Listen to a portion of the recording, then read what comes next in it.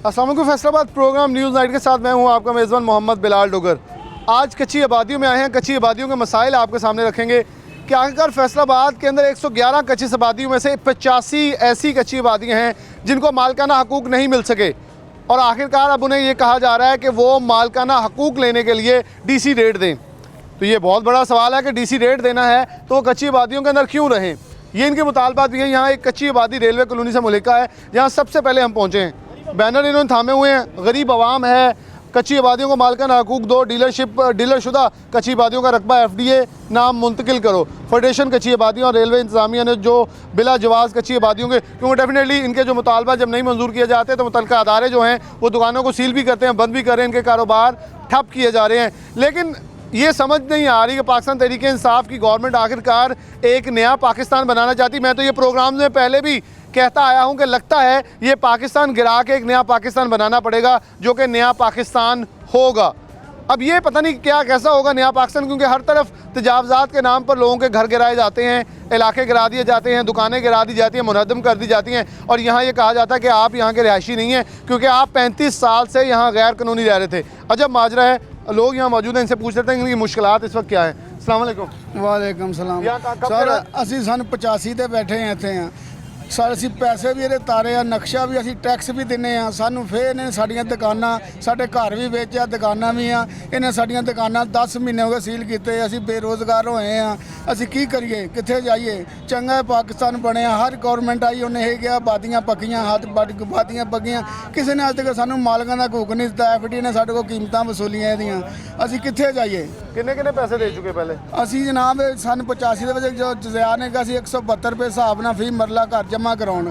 ਉਦੋਂ ਅਸੀਂ ਸਾਰੀਆਂ ਰਿਹਾਇਸ਼ਾਂ ਵੀ ਸੀ, ਅਸੀਂ ਵਿੱਚੋਂ ਛੋਟੀਆਂ ਦੁਕਾਨਾਂ ਕੱਢ ਕੇ ਘਰ ਬਣਾਏ, ਦੁਕਾਨਾਂ ਬਣਾਈਆਂ, ਉੱਥੇ ਮਿਹਨਤ ਮਜ਼ਦੂਰੀ ਕਰਦੇ। ਸਾਡੀਆਂ ਸਾਲ ਹੋ ਗਈਆਂ ਦੁਕਾਨਾਂ ਇਹਨਾਂ ਨੇ ਸੀਲ ਕੀਤੀਆਂ। ਮਹਿਕਮਾ ਰੇਲ ਨੇ, FD ਨੇ ਸਾਡੇ ਕੋਲ ਪੈਸੇ ਵਸੂਲੇ ਆ। FD ਨੇ ਸਾਨੂੰ ਨਕਸ਼ਾ ਬਣਾ ਕੇ ਦਿੱਤਾ, ਪ੍ਰਾਪਰਟੀ ਟੈਕਸ ਵੀ ਅਸੀਂ ਸਾਲ ਦਾ ਦੇ ਰਹੇ ਹਾਂ। ਅਸੀਂ 10 ਮਹੀਨੇ ਹੋ ਗਏ ਬੇਰੋਜ਼ਗਾਰ ਇੰਝ ਫਿਰਦੇ ਹਾਂ। ਸਾਡੀ ਗੌਰਮੈਂਟ ਅਪੀਲ ਆ, ਸੁਣੇ, ਸਾਡੀ ਮਦਦ ਕਰੇ, ਅਸੀਂ ਆਪਣੇ ਰੋਜ਼ੀ ਕਮਾ ਸਕੀਏ। ਮਿਹਰਬਾਨੀ। ਗੌਰਮੈਂਟ ਕੋਈ ਸੁਣਦੀ ਨਹੀਂ ਸਾਡੀ, ਨਾ ਕੋਈ MNA ਸੁਣਦਾ ਸਾਡੀ, ਨਾ ਕੋਈ ਰੇਲਵੇ ਸੁਣਦੀ, ਨਾ FDA ਸੁਣਦੀ। ਅਸੀਂ ਕਿੱਥੇ ਜਾਈਏ, ਕਿਹਨੂੰ ਕਹੀਏ ਜਾ ਕੇ? ਕੋਈ ਸਾਡੀ ਫਰਿਆਦ ਸੁਣਨ ਵਾਲਾ ਹੈ ਤੇ ਅਸੀਂ ਦੱਸਦੇ ਹਾਂ, ਸਾਡੀ ਫਰਿਆਦ ਕੋਈ ਸੁਣੇ, ਸਾਡੀ ਕੋਈ ਬਾਤ नहीं सुनता। कोई तो फरियाद सुने। अस्सलाम वालेकुम जी। वालेकुम सलाम। काफ़ी देर हो गई सर रह रहे हैं लेकिन कोई सुन नहीं रहा, हमारी बिल्कुल नहीं सुनता।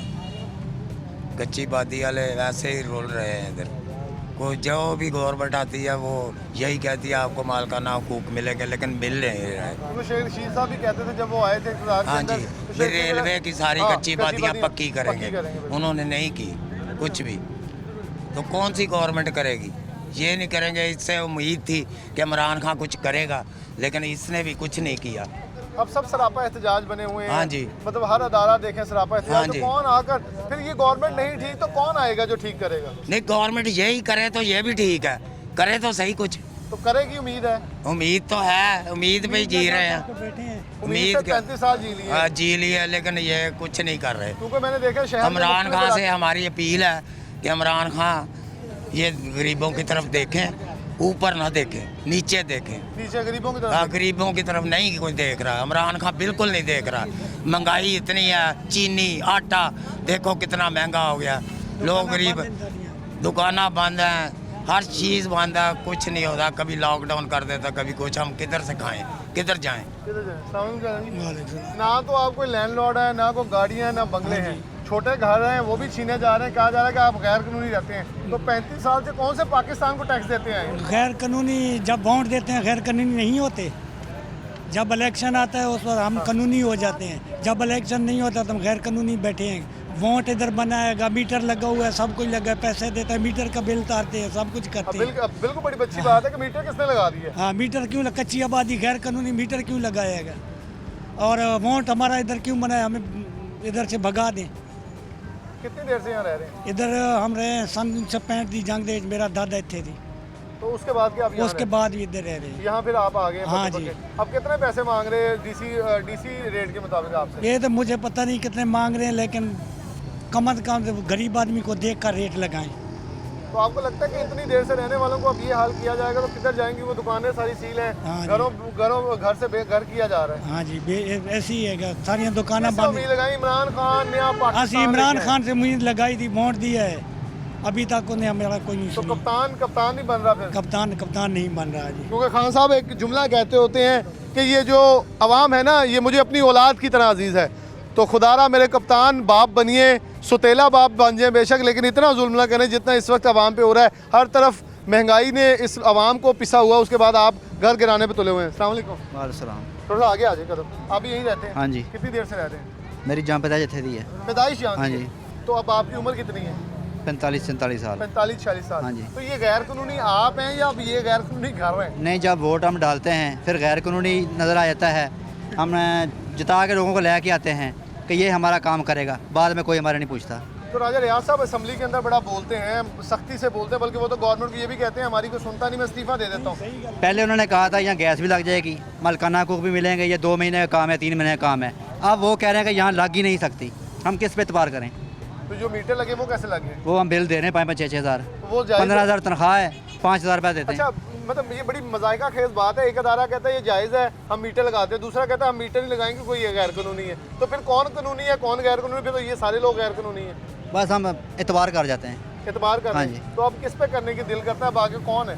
दिल तो करते किसी को वोट ही ना डालें, तो फिर कोई तो दिल मसला हल परेशान करेगा है, ना। बस दिल परेशान है। परेशानी की हालत में कितने बच्चे हैं? 5। कैसे उस घर के अंदर, जैसे डेफिनेटली वो बच्चे बड़े होने, उन्हें कहीं लेके जाना है, उन्हें पढ़ाना सब कुछ, जब ये डर होगा घर न छिन जाए, घर ना ऊपर से लेते हैं, उनके पैसे कहाँ से देने हैं, तो क्या हालात वाक़ चल रहे हैं घरों में? हम दोबारा अगर कोई लैटरिन की छत भी गिराएं ना, उसका ही 5,000 देना पड़ता है, कोई ना कोई आ जाता है, रिश्वत मांगते हैं। हमारी उन छत तो सहूलत देने के लिए नहीं, कोई नहीं है।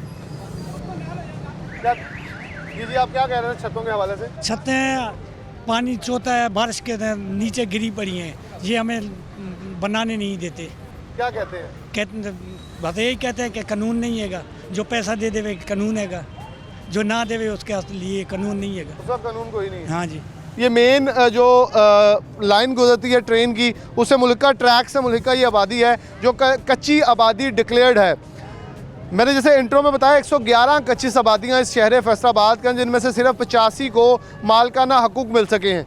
ये लोग मौजूद हैं, गरीब हैं, डरते हैं बोलने से भी कि आखिरकार किसके सामने बोलें, किसके सामने जाके झोली फैलाएं, कौन हमारी दाद रसी करेगा, कौन सुनेगा। बहुत सारे मामला है जो ख़राब होते चले जा रहे हैं। इस फेडरेशन के पंजाब के जो सरपरस्ती आला सदर जो भी कहें, फैसलाबाद के हवाले से हमारे साथ मलिक साहब मौजूद हैं, इनसे बात करते हैं आखिर क्या मसाइल हैं, कैसे इनका सदेबाब किया जा सकता है, कौन इनकी सुनेगा। अस्सलाम वालेकुम हाजी साहब।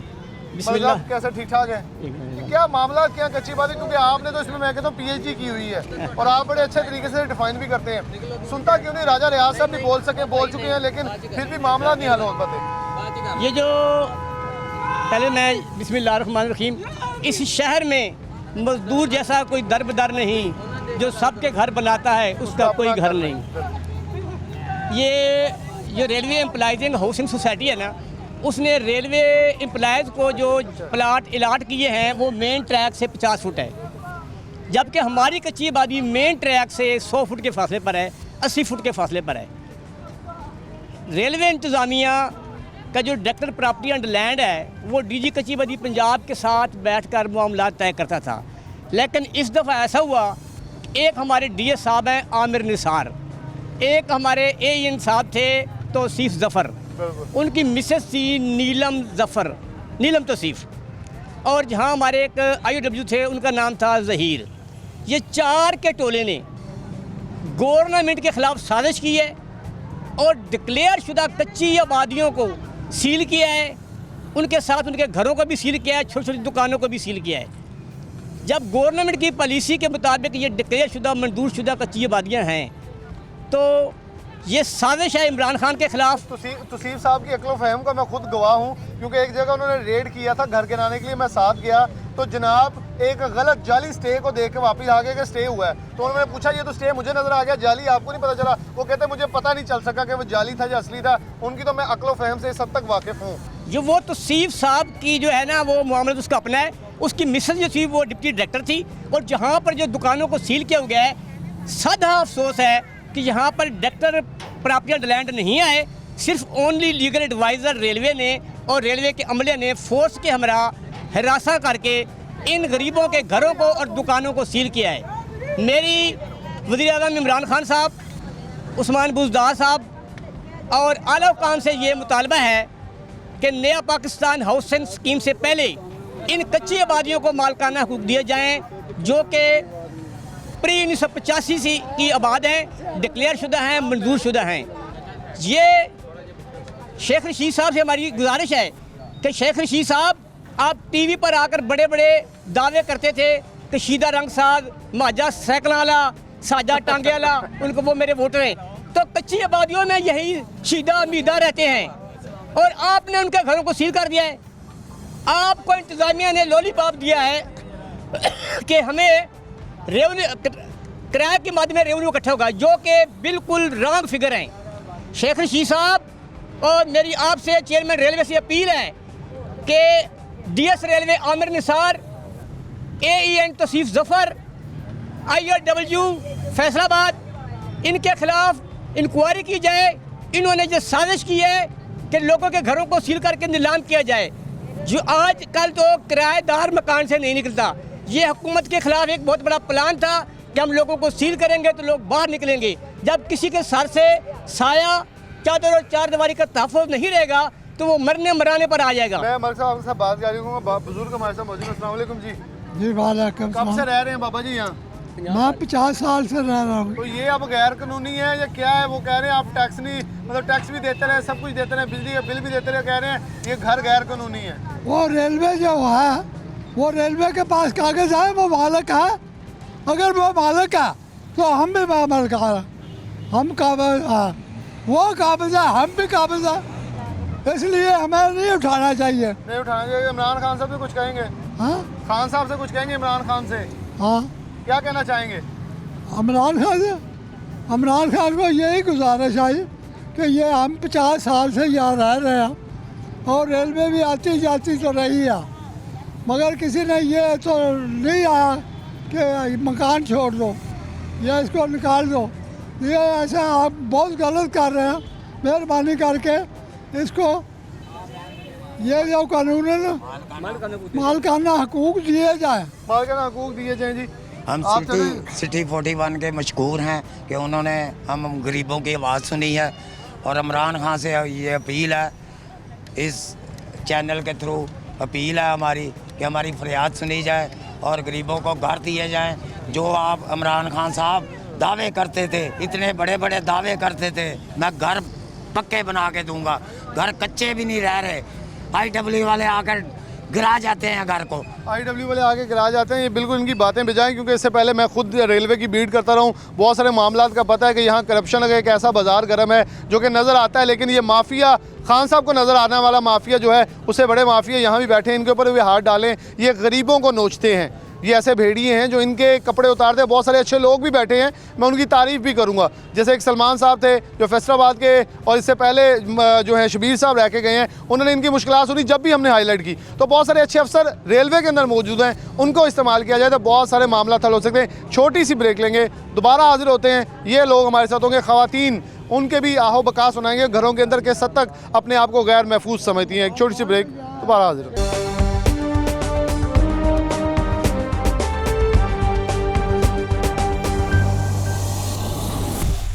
वेलकम बैक नाज़रीन, दोबारा से आपको प्रोग्राम के अंदर खुशामदीद कहते हैं।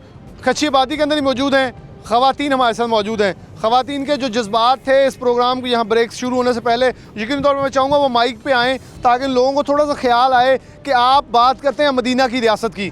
खुदारा इस मदीना की रियासत का नाम लेना छोड़ दें या फिर इनको हुकूक देना शुरू कर दें, क्योंकि आप मदीना की रियासत की जब बात करते हैं तो वहाँ पर्दा बहुत ख़ास होता है इन औरतों के लिए, वहाँ इनका तकद्दुस बहुत आम होता है। मेरे नबी सल्लल्लाहु अलैहि वसल्लम जिनका महीना, जिनकी विलादत बासादत का महीना चलता है, उसके सदक़े इनके ऊपर रहम कर लें कि आप मदीने का नाम लेते हैं, हम मान लेंगे आप मदीने की रियासत के अंदर हैं, हम मदीने के अंदर रियासत के अंदर रहते हैं, लेकिन इनके हकूक़, इनकी आवाज़ और इनका दर्द ज़रा सुन लें, फिर आपको खुद एहसास हो जाए। अस्सलाम वालेकुम बाजी, ज़रा बताएं कि इस वक्त आपके यहाँ मकान है जो आप कितने साल से रह रही, क्या मुश्किलात इस वक्त? मैं इत्थे रह रही ਹਾਂ 55 ਸਾਲ ਦੀ।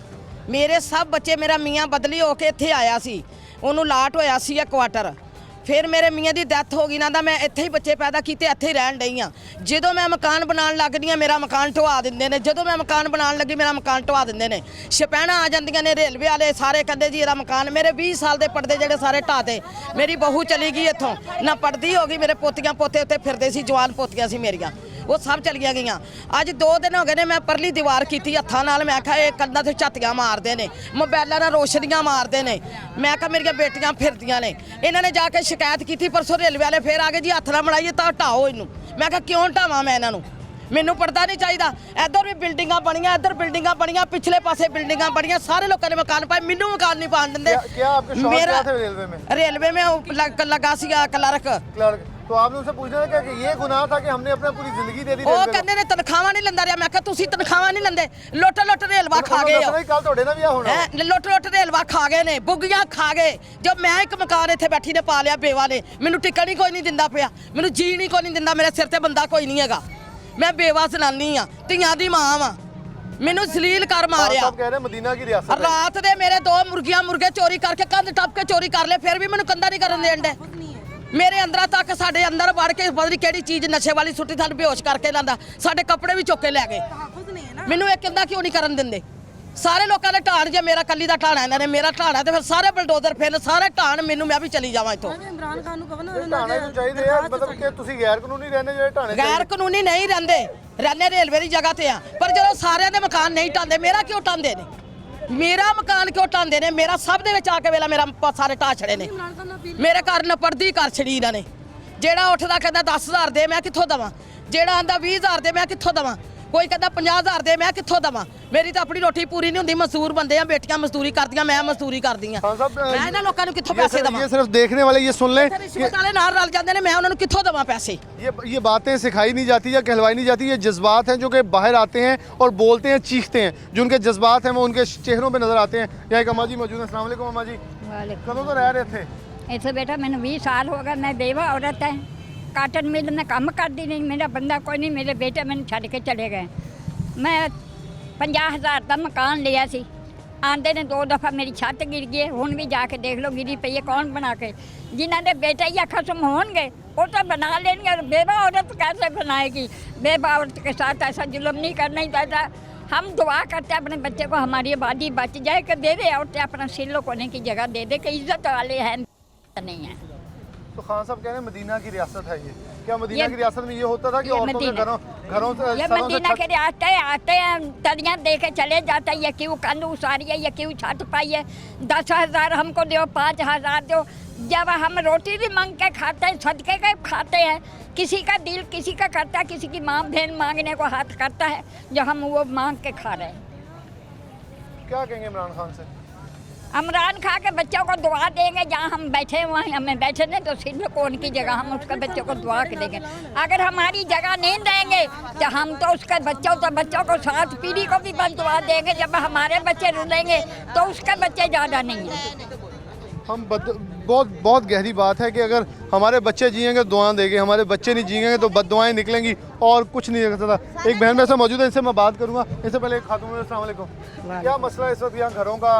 छतें भाई गिरा दी मेरा जाती तो हैं, माल मकान किराए वाला होता, कोई गुसलखाना नहीं पान दिंदा, डिग्गिया गरीब लोग किधर नू जान? कित्थे रेल रहना, इन्ना कित्थों आए तंग कर रही है, ऐसे गली चो आ रहे हैं। पिछों कित्थों आए हो? कदों दे रह रहे? पिछा सानू है ते जम पाले थे दी गया। ते हुण की होगी? ਹੁਣ ਕੀ ਮਸਲਾ ਹੈ ਕਿ ਗੈਰ ਕਾਨੂੰਨੀ ਹੈ ਕਿ ਕੋਈ ਮਕਾਨ ਡਿੱਗਿਆ, ਛੱਤ ਨਹੀਂ ਪਾਣ ਦਿੰਦਾ, ਦੁਕਾਨਾਂ ਨੂੰ ਤਾਲੇ ਲਾਤੇ ਨੇ, ਗਰੀਬ ਲੋਕ ਕਿੱਧਰ ਨੂੰ ਜਾਣ? ਜਿੰਨਾ ਗਰੀਬਾਂ ਦਾ ਰੁਜ਼ਗਾਰ ਹੈ ਬਾਹਰ ਰੋਡਾਂ ਤੇ ਬਹਿ ਕੇ ਰੁਜ਼ਗਾਰ ਕਰ ਰਹੇ ਨੇ, ਜਿਨ੍ਹਾਂ ਦੇ ਨਿੱਕੇ ਨਿੱਕੇ ਬੱਚੇ ਨੇ ਡਿੱਗਿਆ, ਮਕਾਨ ਨਹੀਂ ਪਾਣ ਦਿੰਦੇ, ਕੋਈ ਕੁੱਲੀ ਨਹੀਂ ਦੇ ਰਿਹਾ, ਕਿਸੇ ਨੂੰ ਕਿੱਧਰ ਨੂੰ ਜਾਵੇ ਗਰੀਬ इमरान ਲੋਕ। खान साहब नूं की कहोगे? ਇਮਰਾਨ ਖਾਨ ਸਾਹਿਬ ਨੂੰ ਅਸੀਂ ਕੀ ਕਹਿਣਾ ਵਾ? ਅਸੀਂ ਇਹ ਕਹਿਣਾ ਕਿ ਸਾਨੂੰ ਦੇਣ ਕੁਛ, ਸਾਨੂੰ ਕੋਈ ਸਾਡਾ ਗਰੀਬਾਂ ਦਾ ਸੋਚਣ ਕੁਛ। गरीबां दा सोचण। ਹਾਂਜੀ। अस्सलाम वालेकुम अम्मा जी, कदों दे रह रहे हो? ਠੀਕ ਆ, ਫਿਰ ਸਾਨੂੰ ਵੀ ਇੰਨੇ ਚਿਰ ਹੀ ਹੋ ਗਿਆ ਰਹਿਣ ਤੇ ਕੀ ਹੁਣ ਮਾਮਲਾ ਕੀ ਮੁਸ਼ਕਲਾਂ ਕੀ ਹੈ ਇੱਥੇ? ਇਹੋ ਹੀ ਆ ਵੀ ਆਮ ਨੂੰ ਲੁੱਟ ਖਾਣ ਡਿਆ, ਤੇ ਤੁਹਾਨੂੰ ਗਰੀਬਾਂ ਨੂੰ ਲੁੱਟ ਖਾਣ ਡਿਆ। तो देखिए लोग कहते हैं नवाज शरीफ अच्छा नहीं, जरदारी अच्छा नहीं, ਹੁਣ इमरान खान आया ਤੇ ਉਹ ਤੋਂ ਵੀ ਭੈੜਾ ਬਣੀ ਜਾ ਨਹੀਂ ਰਿਹਾ। ਉਹਦੇ ਤੋਂ ਬਣਿਆ ਹੁਣ ਇਹ ਤੋਂ ਕਰਜ਼ਾ ਜਿਹੜਾ ਵਾ ਮਾਮ ਕੋ ਲੈਣ ਦੇ ਤੁਹਾਨੂੰ ਲੱਗਦਾ ਕੋਈ ਠੀਕ ਹੋਏਗਾ? ਇਹ ਅੱਲਾ ਜਾਣੇ। अल्लाह जाने जी, बिल्कुल हंस के ये हम कह सकते हैं कि अल्लाह ही जाने। अब इनके हाल पे अल्लाह ही रहम कर सकता है। आप जहाँ आइएगा। अच्छा, आप ज़रा जज्बात के अंदर पहले बोल रही थी, तो मैं चाहूँगा ज़रा हकीकत से पर्दा उठाएं।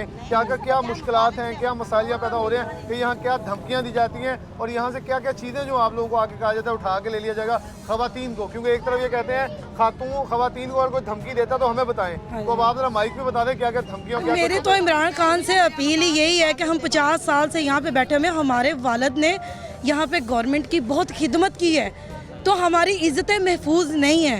हमें यहाँ पे पामाल किया जाता है, ब्लैकमेल किया जाता है अफसरों के थ्रू। उनसे रिक्वेस्ट है हमारी बहुत ज़्यादा कि बराए मेहरबानी ये अलाटमेंट जगह है हमारे नाम पे ये की जाए ताकि हम सब मुहफ़्फ़ज़ रह सकें। उनसे बहुत ज़्यादा रिक्वेस्ट है, उनके जितने भी अमले हैं उनकी बड़ी मेहरबानी, बहुत शुक्रिया उनका अगर वो हमारे नाम पे कर दे।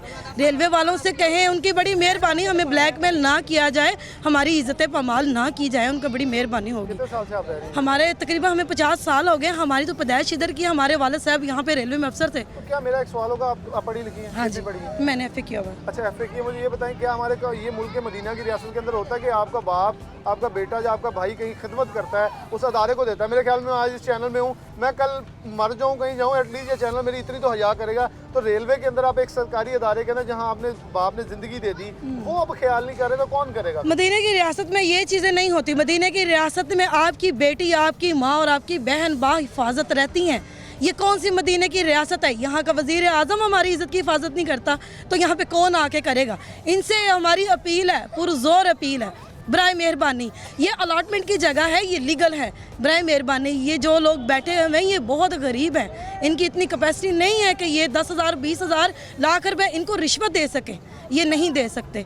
पुरज़ोर अपील है वज़ीर आज़म से हमारी कि बराए मेहरबानी ये जहाँ जहाँ बैठे हैं उनको अलॉटमेंट करें, इनका बनता है, हम इनके वोटर हैं, इनका इतना तो हक बनता है कि हमें कम से कम महफूज तो करें। अच्छा, एक नए पाकिस्तान के अंदर एक नारा लगाया गया था कि नए पाकिस्तान के अंदर नए घर और एक नया पाकिस्तान हाउसिंग स्कीम बनाई जाएगी। वो स्कीम तो क्या, यहाँ तो लोगों के घर छीने जा रहे हैं। उन्हें कहा जा रहा है कच्ची आबादी 111 फैसलाबाद में है और उसमें से 85 जो हैं उनको अभी मालिकाना हकूक मिलने हैं, फिर आप लोगों से पैसे मांगे जा रहे हैं। तो कैसे आवाम गरीब ठीक रहेगी? मतलब ये तो पाकिस्तान तरीके हैं साहब, एक छोटा सा फार्मूला अपनाए, आप लोगों को हकूक दे दें, मेरे ख्याल सारी आवाम उनके साथ हो जाएगी। ऐसे ये देखे जी, यहाँ पे जितनी कच्ची आबादियाँ हैं वोटर भी उन्हीं में से ज़्यादा उनके हैं।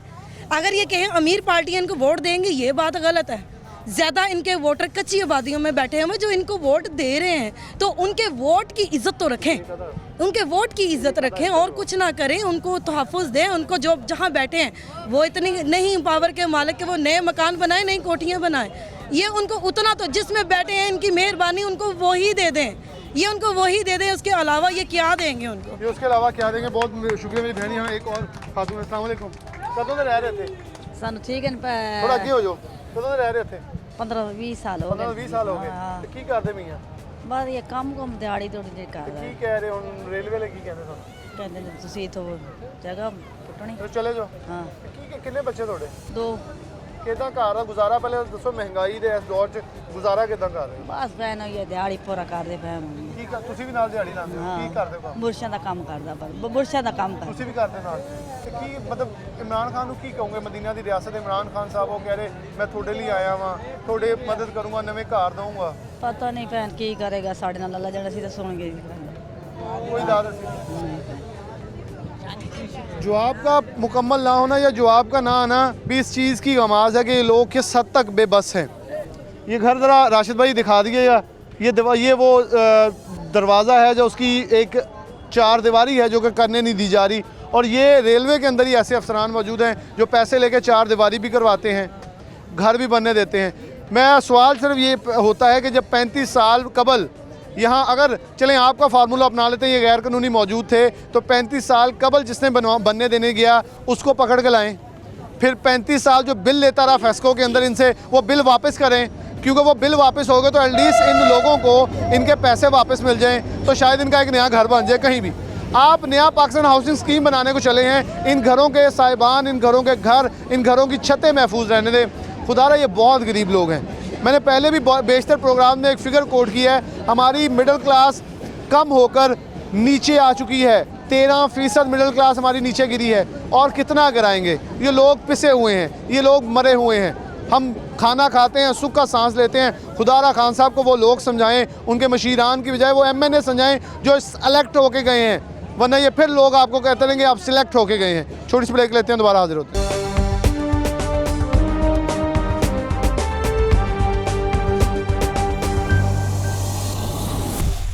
वेलकम बैक नाज़रीन, दोबारा से प्रोग्राम के अंदर खुशामदीद कहते हैं। मलिक बशीर साहब हमारे साथ दोबारा मौजूद है। कच्ची आबादी को वाले से कुछ टेक्निकल क्वेश्चन रह गए थे, उनसे बात कर लेते हैं। मलिक साहब, कैसे मसाइल हल हो सकते हैं? कोई ऐसा रास्ता, क्योंकि डेफिनेटली आपके पास चार्टर ऑफ डिमांड भी, आपने कोई फार्मूला भी तैयार किया है, कैसे किस नौयत पे आगे चीज़ें ठीक की जा सकती हैं? क्या सोल्यूशन है आपके पास? बिस्मिल्लाहिर्रहमानिर्रहीम। यहाँ जो हमारी DIC कमेटी बनती है ना, DIC कमेटी में पार्लियामेंटेरियन होते हैं, DC होता है, DG FD होता है। जिन लोगों के मसाइल हैं उनको नुमाइंदगी दी ही नहीं जाती, तो इसलिए इन आबादियों के मसाइल जो उलझ जाते हैं।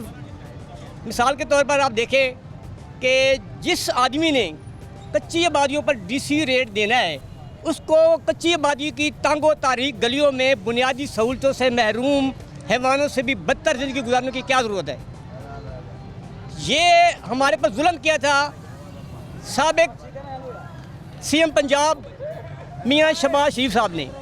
लाहौर में मीटिंग हुई, उसमें हमरा शहबाज शरीफ साहब चेयरपर्सन थे, राना सनाउल्लाह साहब भी उसमें पार्टिसिपेट कर रहे थे और दीगर लोग थे। इन्होंने कच्ची आबादियों पर DCO रेट लगाया और DCO रेट लगाने के बाद जब हमने इसे रब्ता किया तो इन्होंने हमारी बात सुनी अनसुनी कर दी और आज ये किस हिसाब से कहते हैं कि हम गरीबों के खैर खा हैं। ये गरीबों के खैर खा नहीं है, ये सिर्फ़ और सिर्फ सरमायादाराना निज़ाम की पुष्ट पनाही कर रहे हैं। ये वो मुझे स्टालिन जोसेफ का एक वाक़या याद आ गया। स्टालिन जोसेफ असम्बली में आया और अपने साथ मुर्गी लाया।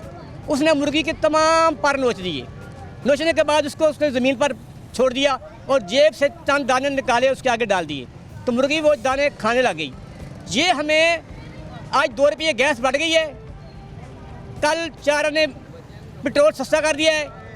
ये हमको इसी चक्कर में ले आ रहे हैं और हमारा खून निचोड़ रहे हैं और हमें जीने जोगा छोड़ दें कि ये जी लें, हमारी मेहनत कर लें, हमारे गुलाम बन के रह जाएं। फिर मलिक साहब कौन सी गवर्नमेंट से उम्मीद रखेंगे? उन्होंने ये कर दिया, यहाँ राजा रियाज साहब बोले लेकिन कोई सुन नहीं रहा। अब राजा साहब आखिरकार इस हद तक मजबूर हो गए, वो असेंबली में ये भी कहते हैं कि कोई सुनता नहीं है हमारी, प्रोग्राम में आके कह रहे हैं। सबसे पहले मैं एक जेन्युइन बात कर रहा हूँ कि राजा रियाज अहमद साहब को मैं खराज तहसीन पेश करता हूँ कि उन्होंने हमारी आवाज़ को DCO फैसलाबाद से लेकर DS रेलवे से लेकर हेडक्वार्टर रेलवे हेडक्वार्टर से लेकर DG कच्ची आबादी पंजाब तक पहुँचाया। लेकिन सदा अफसोस है, शुमी किस्मत है कि कोई सुनने वाला नहीं। मेरी जो पिछले दिनों फ़रख हबीब साहब से मुलाकात हुई है, खुदा की कसम 2 मीटिंग हुई हैं, उन्होंने इस बाजू को नोटिस दिए, मैंने उनको समझाया है वो नोटिस वापस कराए, लेकिन हमारे पार्लियामेंटेरियन को पता ही नहीं कि हमने करना क्या है। तो मिसगाइड किया जाता है। मिसगाइड लोग उनको मिसगाइड करते हैं, उनको पता ही नहीं होता। सबसे पहले मेरी ये CM पंजाब और जो रेलवे का चेयरमैन और रेलवे का जो अपना वफाकी वज़ीर शेख रशीद से ये गुजारिश है कि मेन ट्रैक से 50 फुट जगह अगर आप अपने एम्प्लॉयज़ को दे सकते हैं तो जो कच्ची आबादियाँ मेन ट्रैक से 50 फुट 60 फुट और 100 फुट के फासले पर हैं उनको एज सुन एज पॉसिबल मालिकाना हकूक़ मिलने चाहिए। नंबर 1, जो DIC कमेटी पंजाब भर में मतलब फैसलाबाद, मुल्तान, लाहौर में बनती है, उनमें कच्ची आबादियों को नुमाइंदगी दी जाए। सबसे ज़्यादा कच्ची आबादियों में जो काम किया है वो चौधरी परवेज़ इलाही दौर में हुआ है। चौधरी परवेज़ इलाही दौर में कच्ची आबादियों को मालिकाना हकूक़ मिले, कच्ची आबादी में डेवलपमेंट हुई, कच्ची आबादियों को सुई गैस की सहूलत मिली। उसके बाद 10 साल हो गए हैं, 10 साल में नून लीग ने कच्ची आबादियों को मालिकाना हकूक़ नहीं दिए और आज ये किस मुँह से गरीबों के नारे लगा रहे हैं। ये जो लोग हैं ये सिर्फ़ और सिर्फ आवाम का खून पीने के वाले लोग हैं।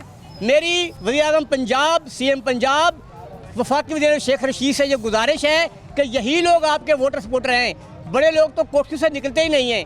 अगर आज आपने इनको मालिकाना हकूक़ ना दिए, इनको छतें ना दी, तो कल इनसे कोई उम्मीद न रखना, फिर आप भी जेलों में होंगे। फिर आप भी जेलों में होंगे जी। बहुत बड़ी बातें की हैं मलिक साहब ने। उन्होंने कहा हम पूरी एक अदाद शुमार लेके आपके सामने पड़ेंगे, लेकिन फिर भी आप हमारी अगर बातें नहीं मानते, फिर भी आप हमारे हकूक़ नहीं मानते, तो फिर किस दर पे जाके रोएं? क्योंकि हमें उस गवर्नमेंट से कोई उम्मीद नहीं थी, उधर से ठोकर बड़ी बजी, हम आपके पास आए, आप भी अब हमें ठोकरें मारें तो किसके पास जाएँ? हम किसके हाथ पर अपना मरहम तलाश करें? आगे लिए चलेंगे। रमज़ान मिर्ज़ा हमारे साथ मौजूद होंगे, सीनियर रिपोर्टर हैं डिस्ट्रिक्ट एडमिनिस्ट्रेशन के। उनसे पूछते हैं कि हालात वाक़ई इस वक्त क्या चल रहे हैं, क्योंकि इस हवाले से उनकी बहुत सारी रिसर्च और बहुत सारी डिटेल इन्फॉर्मेशन उनके पास मौजूद है। उनसे बात करते हैं।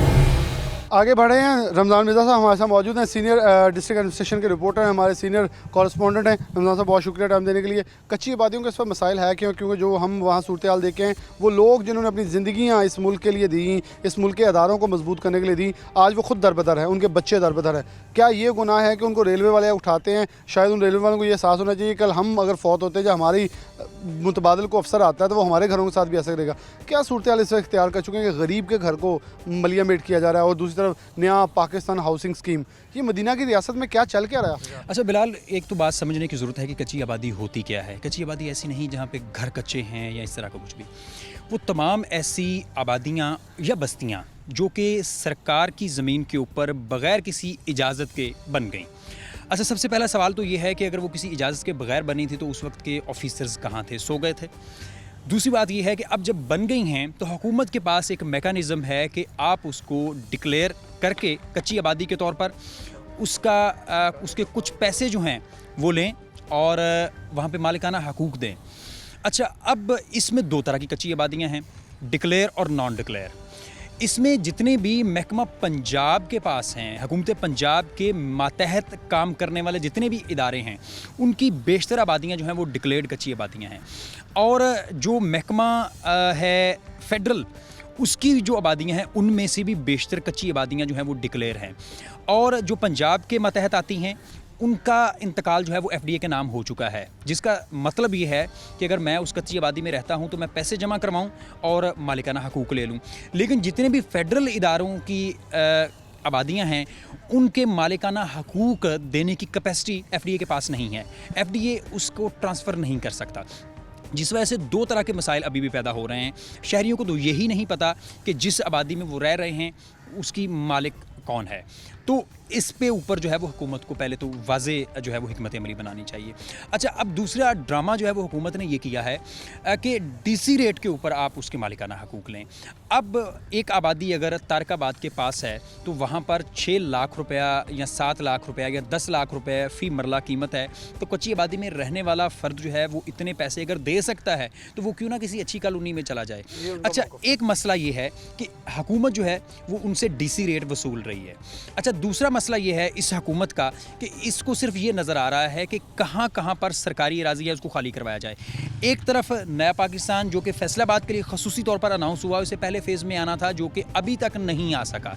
अब दूसरी तरफ जो पहले से घर मौजूद हैं उनको गिराया जा रहा है। तो हुकूमत अपने ही कहे के ऊपर जो है वो टिकी हुई नज़र नहीं आ रही। तो जिसको कभी न्यू खान हुकूमत, कभी यू टर्न हुकूमत इस तरह कहा जा रहा है, तो नज़र ये आ रहा है कि मौजूदा हुकूमत भी जो है वो अपने मौक़िफ़ के ऊपर वाज़ेह नहीं है कि मुझे करना क्या है। शेख रशीद साहब ने वफाकी वज़ीर रेलवे ने कहा कि इनको नहीं छेड़ा जाएगा, और फिर इमरान खान साहब ने खुद बड़े दो टोक अल्फाज में ये याद पड़ता है कि ये बहुत ही उन्होंने बिल्कुल ऐलान किया था कि इनको कोई छेड़ेगा नहीं, इन्हें मालिकाना हकूक़ देंगे। तो आबादी जिन्हें मालिकाना हकूक़ मौजूद हैं, जैसे रेलवे कॉलोनी फैसलाबाद की कच्ची आबादी है, उनको नोटिस जारी कर सकता है एफडीए, मुतलका अदारे वफाक के अदारों को, वफाक के इलाकों को सूबाई हुकूमतें जो हैं वो नोटिस जारी करें, उनके महकमे जारी कर रहे हैं, फिर कह रहे हैं यहाँ हम इख्तियारात नहीं दे सकते, मालिकाना हकूक़ नहीं दे सकते, लेकिन जो डिक्लेयर कच्ची आबादी हैं उनको नोटिस जारी किया जाए। असल में अब मसला ये है कि डिक्लेयर तो हो गई कि ये कच्ची आबादी है, लेकिन उसके जो म्यूटेशन है, जो इंतकाल है, वो एफडीए के नाम नहीं हो सका, जिसका मतलब ये बनता है कि वो कच्ची आबादी जहाँ पर जो रेलवे की है या दीगर फेडरल इदारों की है उसका इंतकाल एफडीए के नाम नहीं हो सका। इसका मतलब ये बनता है कि एफडीए उसकी अभी मालिक नहीं है। अब जबकि एफडीए मालिक नहीं है तो मालिक कौन है? कोई महकमा तो मालिक है, उसका महकमा मुतलका महकमा रेलवे है या जो भी फेडरल इदारा है वो वही मालिक है, जिस वजह से वो नोटिस सर्व कर सकते हैं। लेकिन अब मसला ये है, बात सिर्फ नोटिस सर्व कर नहीं गई, इससे पहले उनके बहुत सारी जो कमर्शियल एक्टिविटीज़ थी उनको रोकने के लिए वहाँ की दुकानें सर्वमोहर की गई। और वहाँ पर आपने भी देखा होगा कि 1 मरला 1.5 मरला 2 मरले के घर हैं, तो उनको इस तरह सर्वमोहर करना और उसके बाद उनको गिराने की धमकी देना और ये कहना कि अगर आपने पुरानी तामीरात को गिराकर नई तामीरात की तो इस तरह का जो काम जो है वो लम्हा फ़िक्रिया है। इसके ऊपर मैं समझता हूँ कि एफडीए को भी कुछ स्टांस लेना चाहिए, उसके ऊपर मौक़िफ़ लेना चाहिए कि अगर ये 85 की या इससे पहले की डिक्लेयर शुदा आबादियाँ हैं तो क्यों ना उनके मालिकाना हकूक़ जो हैं वो उनको दिए जाएँ। लेकिन हुकूमत और मुतलका इदारे, चूँकि उनका उसमें कोई स्टेक नहीं है, उनके घर उनमें नहीं है, और ये भी नज़र आ रहा है कि कुछ ऐसे अफराद जो कि वहाँ पर कब्ज़ा करने की नज़र से बैठे हैं वो भी उन मसाइल को हल करने नहीं दे रहे, जिस वजह से नज़र ये आ रहा है कि हुकूमत जो है वो खुद कन्फ्यूज़ है कि उन्हें करना क्या है। अच्छा, वैसे एक बड़ा टेक्निकल क्वेश्चन होगा कि मैं खुद रेलवे की भीड़ पहले करता रहा हूँ, आपको मालूम है, तो वहाँ एक चीज़ बड़ी क्लियर है कि जो रेलवे के क्वार्टर्स हैं उनकी मद में हर माह की तनख्वाह में से कटौती होती है, लेकिन वो रेलवे क्वार्टर टोटल तबाह है। अब वो लोग अगर किसी और मकान को दोबारा उसी मकान को क्वार्टर जो टूटा से बनाने लगते हैं तो वहाँ रेलवे हुकाम के अपने अफसर आ जाते हैं, ये आप बना नहीं सकते, इसलिए नहीं बना सकते क्योंकि ये गिर गया। तो अब सरकार पैसे भी नहीं लगा रही, दूसरों को भी लगाने दे रही। ये जब माजरा ही चले आप नहीं तो फिर पैसे लेके आप फिर 10,000 दें, 50,000 दें, फिर आप दीवार छोड़ के वहाँ पेशेंट आप प्लाजा बना लें। असल में इसकी एक बड़ी दिलचस्प मिसाल मैं देता हूँ कि फैसलाबाद में गाड़ियों की इंस्पेक्शन नहीं हो रही। अब इंस्पेक्शन नहीं हो रही सरकार की जानिब से, तो उसका खमियाजा जो है वो आम आवाम और मुसाफिर भुगत रहे हैं। अच्छा, जब सरकार मुझे मेरी गाड़ी की का इंस्पेक्शन सर्टिफिकेट नहीं देगी तो उसके ऊपर मेरा चालान भी नहीं हो सकता। एक तरफ सरकार इंस्पेक्शन सर्टिफिकेट्स नहीं दे रही, दूसरी जानिब सर्टिफिकेट ना होने पे जो ट्रैफिक पुलिस है वो चालान कर रही है। यहाँ पर भी कुछ ऐसा ही माजरा है कि एक तरफ घर बनाए नहीं दिए जा रहे और ख़ुद भी नहीं बना रहे, और अगर कोई बना रहा है तो उसके ऊपर कोई ना कोई चार्जशीट बनाई जा रही है। तो इसके ऊपर मैं समझता हूँ कि फैसलाबाद के अरकान असम्बली जो कि अल्लाह का शुक्र है कि बड़े अरसे से सोए हुए हैं और उनकी नज़र ये आता है कि फेडरल की सतह पर और पंजाब की सतह पर सुनवाई भी नहीं होती, उनको होश के नाखून लेते हुए अपने अपने इलाकों के मसाइल जो हैं वो वज़ीर आला या वज़ीर आज़म की टेबल के ऊपर से जाने चाहिए और कहना चाहिए कि इनको हल करें, क्योंकि अगर आज मसले हल ना हुए तो कल को वोट नहीं मिलने वाले हैं। मुलाकातें वज़ीर आज़म से इनकी हो चुकी हैं। चले पहले तो वज़ीर आज़म फैसलाबाद के नाम से उकड़ के इनको निकाल दिया करते थे, लेकिन अब सुनने लगे हैं इनकी जितनी मुलाकातें हुई हैं। राजा रियाज साहब वाहिद एक बंदे हैं जो कि मुझे असम्बली के अंदर भी floor of the house DC के ऊपर बहुत सारी चीज़ों पर बोलते नजर आए, और इस कॉलोनी के हवाले से बेशक वो जैसे मर्जी हों। अब पाकिस्तान तहरीक इंसाफ के कुछ लोगों से नाराज़ भी हैं, कोई धमकियाँ दे, उनको ब्लैकमेल करते हैं, लेकिन इस स्टांस के ऊपर वो बोलेंगे कच्ची आबादियों को डिक्लेयर किया जाए, इन्हें मालिकाना हकूक दिए जाए। और फ़रख हबीब जो पार्लियामेंट्री सेक्रेटरी हैं, मुझे ये बहुत बार लगा कि मियाँ फ़रख हबीब ऐसे पार्लियामेंट्री सेक्रेटरी हैं शायद उनका इख्तियार कोई नहीं चलता, उन्हें पता भी नहीं होता, इख्तियार देने की कोई गुंजाइश नहीं छोड़ी। वो कहते हैं सिर्फ पार्लियामेंट्री सेक्रेटरी है, अवाम जो MNAs MPs हैं MNAs हैं उनके सवालों को जवाब दें और कुछ ना करें। असल में ना मियाँ साहब जो हैं वो प्रेस कॉन्फ्रेंस तो बड़ी अच्छी कर लेते हैं, बड़ी धुआंधार कर लेते हैं, लेकिन आपकी बात बिल्कुल दुरुस्त है, वो वज़ीर आज़म के आपको दाएँ बाएँ इजलास में भी नज़र आते हैं, लेकिन मुझे महसूस ये होता है कि इन मामलात के ऊपर भी उनकी कहीं पर भी सुनवाई नहीं हो पाती, जिस वजह से इस तरह के मसाइल हैं। ये फैसलाबाद का मसला है और इसमें रहने वाले तकरीबन 21,000 घराने का मसला है, और 21,000 घराने को अगर आप 5 से भी ज़रब दें तो इसका मतलब ये है कि आपका 1 लाख वोट जो है वो कमोबेश इन्हीं कच्ची आबादियों के अंदर मुकीम है, जिसका फ़ैसला जो है वो आपने करना है।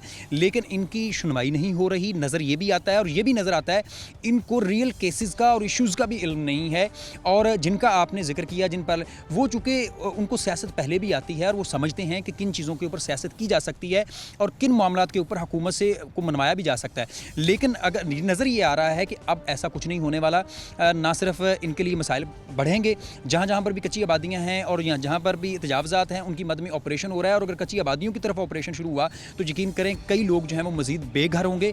हुकूमत को, इदारों को जो है वो इस मामले के ऊपर जो है वो सोचना है और अपनी एक लहे अमल बनाकर उसके ऊपर इम्प्लीमेंटेशन करनी पड़ेगी। इम्प्लीमेंटेशन करनी, इससे पहले मैं ये बता दूं, पहले घंटा का चौक के अंदर और गुलाम अहमदाबाद के अंदर जो ऑपरेशन हुआ, गवर्नमेंट से और ख़ासतौर पर मुतल्लिका MNAs और MPs से लोग बहुत मुतनफ़र हुए और ख़िलाफ़ हो गए। अब राजा रियाज साहब और मियाँ फ़रख हबीब का इलाका, लेकिन लोग अभी भी राजा रियाज के साथ खड़े नज़र आते हैं कि इन्होंने हमारे लिए मौक़िफ़ इख्तियार किया।